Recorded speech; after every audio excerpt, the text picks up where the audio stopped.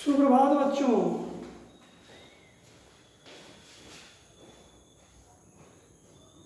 आज की जो पढ़ाई है वो पुनः आपके लिए एक नया चैप्टर लेकर के आएगा।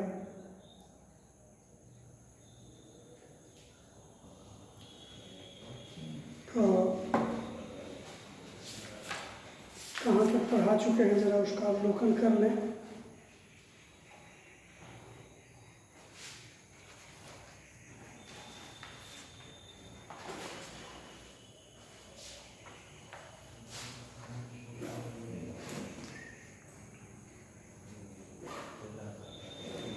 हाँ, तो ये मैं आपका एक मित्र का जो कहानी है, दो मित्रों के बीच की जो कहानी है, उस कहानी का जिक्र इसमें किया गया। इसमें साय नाम का एक मित्र है, जो मित्रता की जो अपनी एक कसौटी होती है उस पर वह पूर्ण रूपेण खड़ा हुआ, इस कहानी से ऐसा प्रतीत होता है। जैसे उसका मित्र बहुत पहले ही मर चुका था और मित्र के ही प्रयास से वह अफ्रीका में जाकर के अपना काम रोजगार शुरू किया। दोनों मित्र के सहयोग से कंपनी भी खोला गया। लेकिन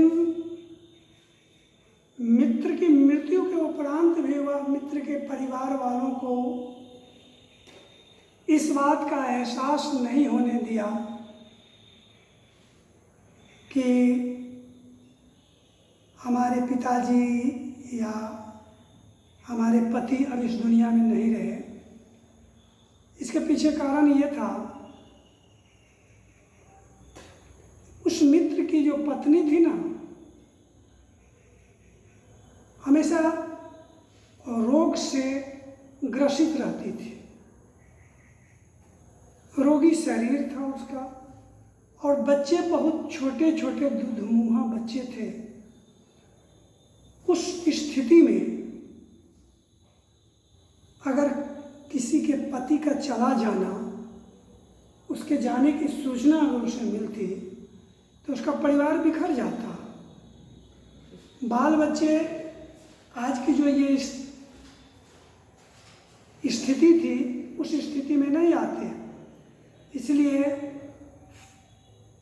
एक दोस्त ने, एक मित्र ने अपना फर्ज समझते हुए और रहस्य पूर्ण ढंग से पत्र लिख कर उनके परिवार वालों को यह आभास दिलाया कि आपके पति अभी जिंदे हैं, बीमार पड़ गए थे, ऑपरेशन हुई, परमेश्वर की कृपा उन पे बरसी और वो ठीक भी हो गए।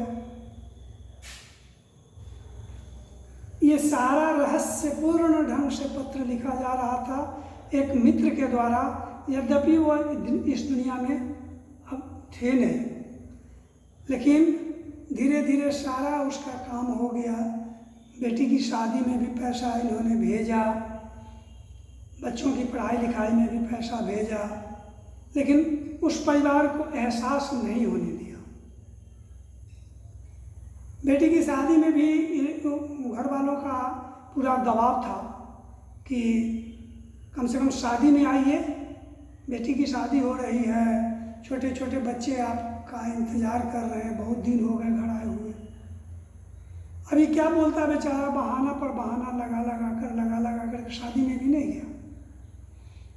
अंत में जब उसके बच्चे बड़े हुए तो उन्होंने ये निर्णय लिया कि नहीं, पिताजी नहीं आ पाएंगे, उनको छुट्टी नहीं मिलती है, हम ही क्यों ना चले जाएं पिताजी से मुलाकात करने, भेंट मुलाकात। और जब ये वहाँ गया तो सारी जानकारी से मिली, समझे कि नहीं। तो एक मित्र का जो फर्ज होता है वह साय ने निभाया। इस इससे संबंधित प्रश्न है कि तनु की शादी में अनुपस्थित होने के लिए उस व्यक्ति ने क्या बहाने बनाए। उस व्यक्ति ने यही बहाने बनाए कि नए नए कंपनी खुले हैं और मजदूरों का हड़ताल हो गया है, इसलिए मेरा यहाँ रहना जरूरी है ना। बाद में फिर कभी हम चले आएंगे। ऐसे लड़की की शादी के लिए तो पैसे कौड़ी, जेवर जावरात, कपड़े लत्ते सब तो भेज ही दिए हैं। जैसे ही मुझे फुर्सत मिलेगी मैं आ जाऊंगा, लेकिन बहुत दुख की बात है कि मैं शादी में नहीं आ सका। यदि बच्चों के मुरझाए चेहरे क्यों खिल उठे? बच्चों के मुरझाए चेहरे तब खिल उठे जब एक लंबे समय से पत्र नहीं आ रहा था, और जब काफ़ी इंतज़ार के बाद पत्र आया, वो भी दुखद पत्र था कि हमारी तबीयत खराब है, हम हॉस्पिटल में एडमिट हैं नहीं, और डॉक्टर ने कह दिया है कि इस बीमारी को आपने लंबे समय से पाल करके रखा, अर्थात उस बीमारी को जल्दीबाजी में दिखला लेना चाहिए, आपको विलम्ब हो गई, लेट हो गया। तो फिर भी देखो अब परमेश्वर क्या करते हैं। इस बात से घर वालों को और चिंता बढ़ गई, लेकिन जस्ट ही 2-4 दिनों के बाद पुनः एक पत्र आया। पत्र पूरा ढकढक कि परमात्मा की कृपा से मेरा ऑपरेशन सक्सेसफुल हो गया, मैं सही हो गया। तो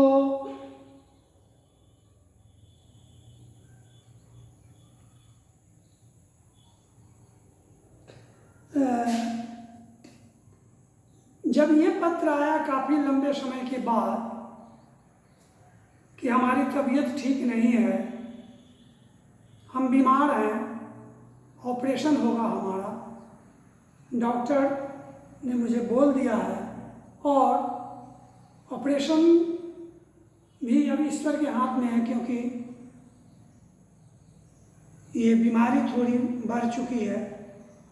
ये खबर पाकर के घर वाले, खास करके बच्चे तो मुरझा गए, पत्नी भी मुरझा गई, लेकिन तदुपरांत जो पत्र आया, उन पत्र को पढ़ने के बाद घर वालों के चेहरे पे मुस्कान जगी, चेहरा खिल उठा, बच्चे भी मुरझाए, बच्चे के भी मुरझाए चेहरे खिल उठे, क्योंकि उसमें लिखा हुआ था कि परमात्मा की कृपा से मेरा ऑपरेशन सही दिशा में जा रहा है, मैं ठीक हो रहा हूँ, है ना, और पैसे भी भेजे, है ना। तो ये खबर सुनकर बच्चे खुश हुए। अर्जुन ने अफ्रीका जाने का कार्यक्रम क्यों बनाया? इसलिए बनाया जो पिछले काफ़ी दिनों से उसके पिताजी घर नहीं आ रहे थे, है ना। यद्यपि बीच बीच में उनको घर आने के लिए दबाव भी दिया गया, लेकिन कोई ना कोई बहाना मार करके, यहाँ तक कि लड़की की शादी में भी नहीं आए जब, तब बच्चों के धैर्य का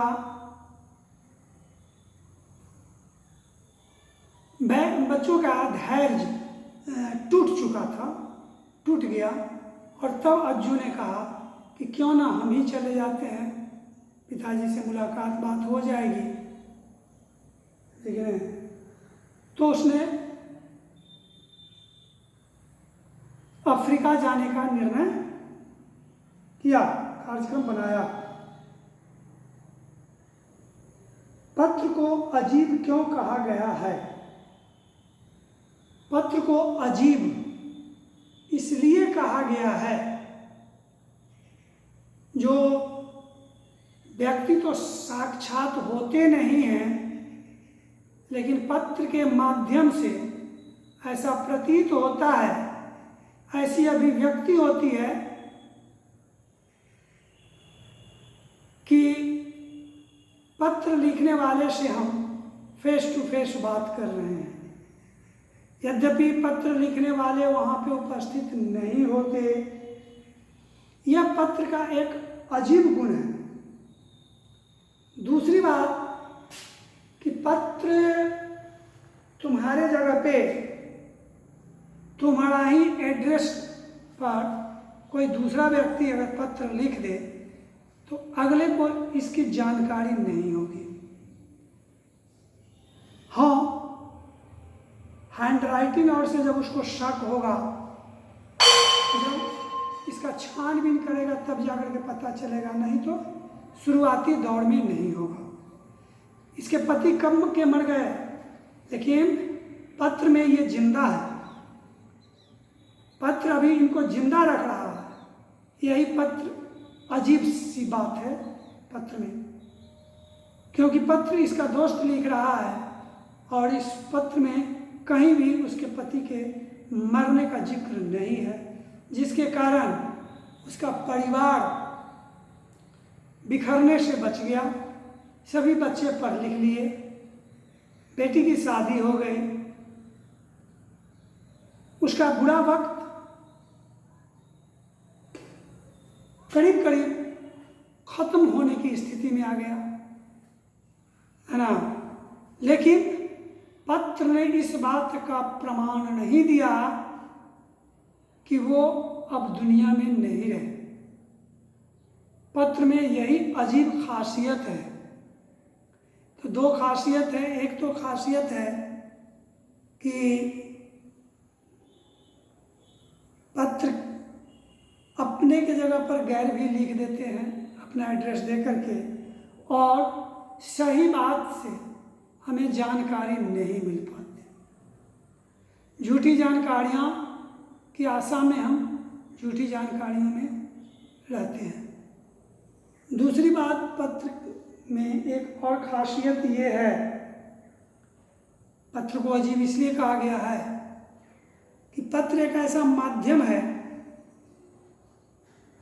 कि दूर देश में भी रहे हुए व्यक्ति का परिस्थिति का अवलोकन हो जाता है, जानकारी हो जाती है, मानो उससे फेस टू फेस बात हो रही है। यही सब पत्र की अजीब गुण है।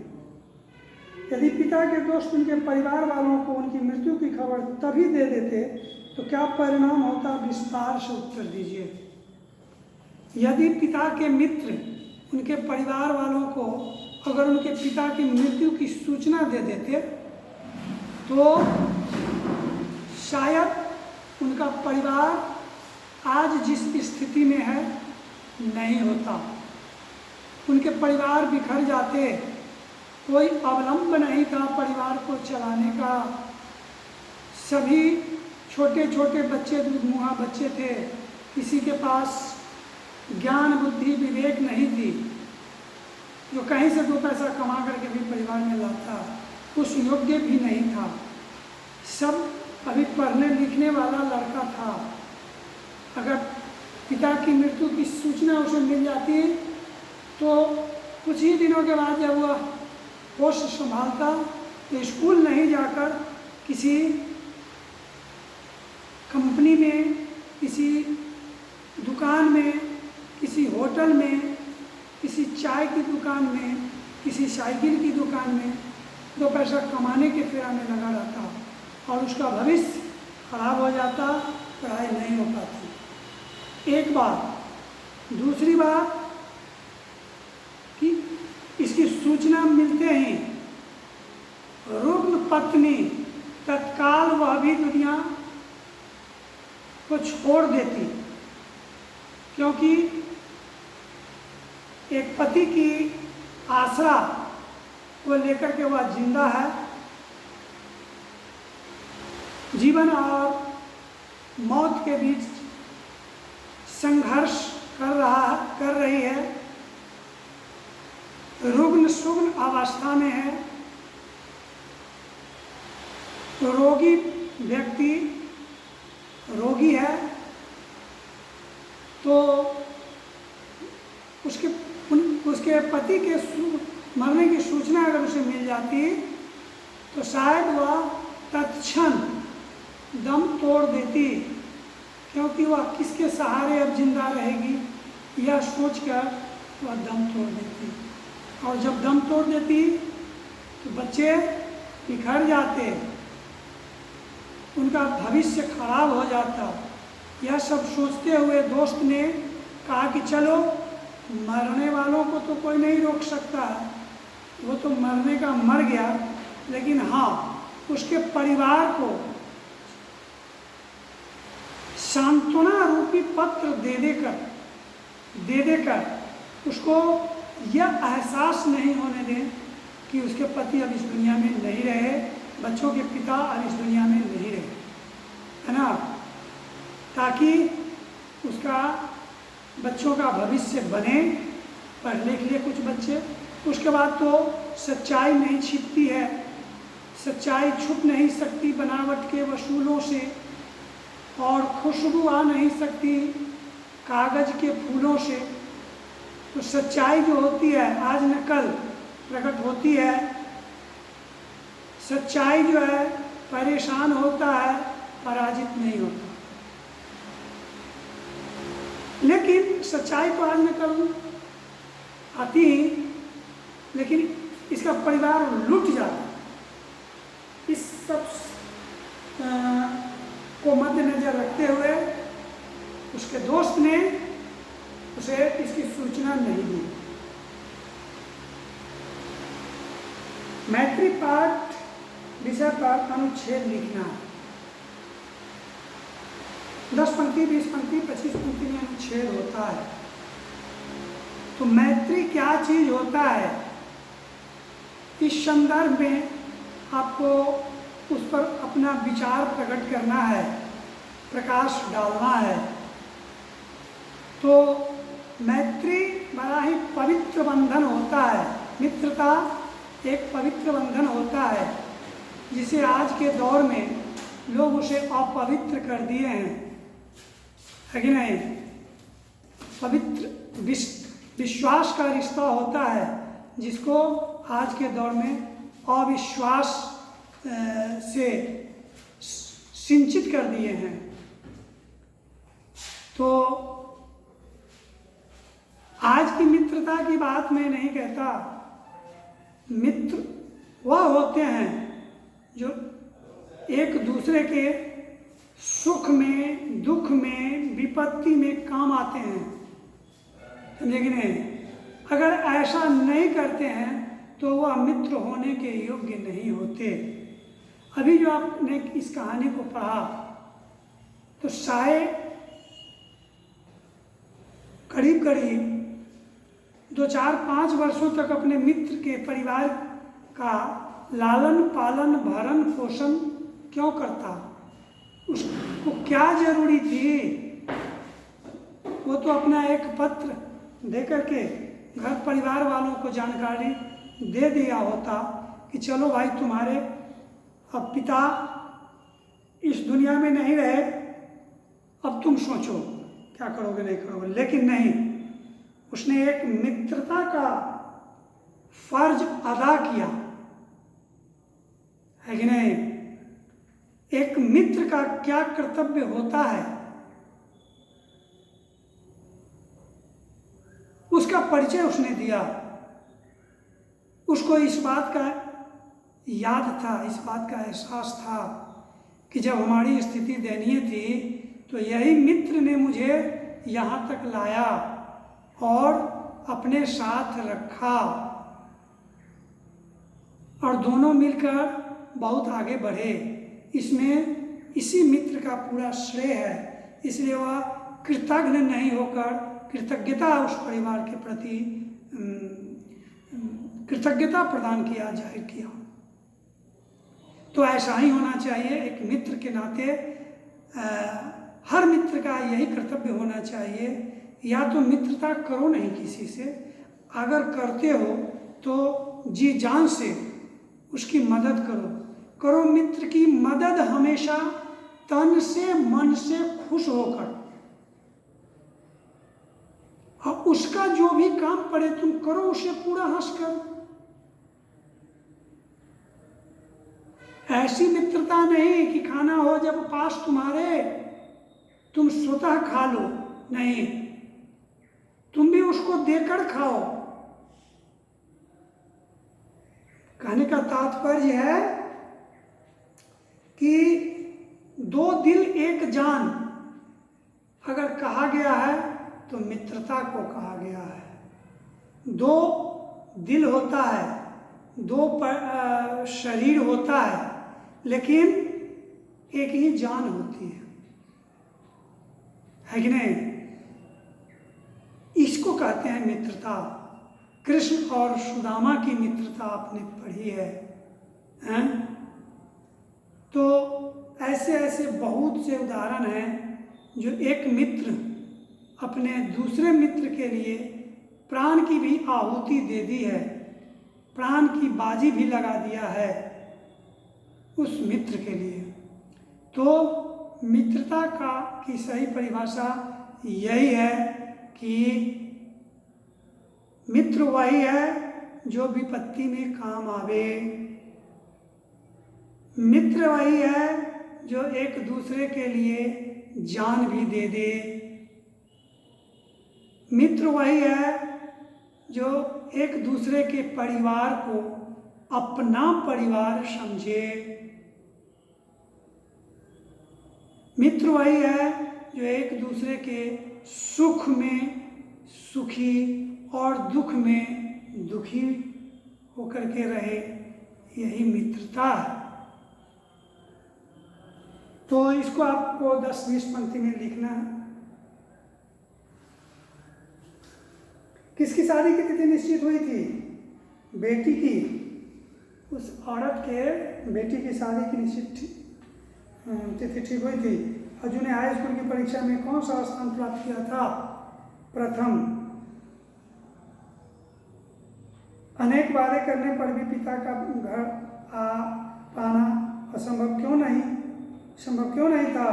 क्योंकि भारत में उसका मन नहीं लगता था, क्योंकि पिता का देहांत हो चुका था। पिता का देहांत हो चुका था। निम्नलिखित शब्दों से मूल शब्द एवं उपसर्ग अलग करके लिखिए। सु उपसर्ग है और दू मूल शब्द है। उत्तर मूल शब्द है, प्रति उपसर्ग है। प्रति उत्तर हुआ, प्रति उपसर्ग है, उत्तर मूल शब्द हुआ। सहाय मूल शब्द हुआ, अलज्ञा और प्रत्यय है। वे शब्दी शब्द, इसमें उपसर्ग भी है और प्रत्यय भी है। वे हो गया उपसर्ग और ई हो गया प्रत्यय, लेकिन इसमें प्रत्यय नहीं ढूंढना है, उपसर्ग। वे उपसर्ग हो गया। शब्री शब्द क्या हुआ? मूल शब्द हुआ। शब्द क्या हुआ? मूल शब्द हुआ।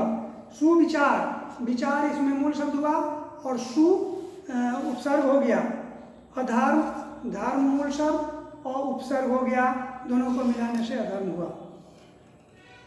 अब इसके विलोम शब्द पर गोला लगाना है। विलोम शब्द होगा विदेशी का देशी, आवश्यक का अनावश्यक, प्रथम का अंतिम, संभव का असंभव, उत्साह का हतोत्साह, उत्साह का हतोत्साह। ठीक है? ई प्रत्यय लगाकर विशेषण शब्द बनाना है। ई प्रत्यय लगाकर विशेषण शब्द बनाना है। समुद्री, न्यायी, रोगी, विदेशी, इला प्रत्यय लगा करके विशेषण बनाना है और सर्वनाम को रेखांकित करना है। तो इस प्रकार आज की पढ़ाई समाप्त हो गई। कल आप पाठ 8 को पढ़ के आइएगा, क्रांतिकारियों का तपोभूमि अंडमान निकोबार। धन्यवाद।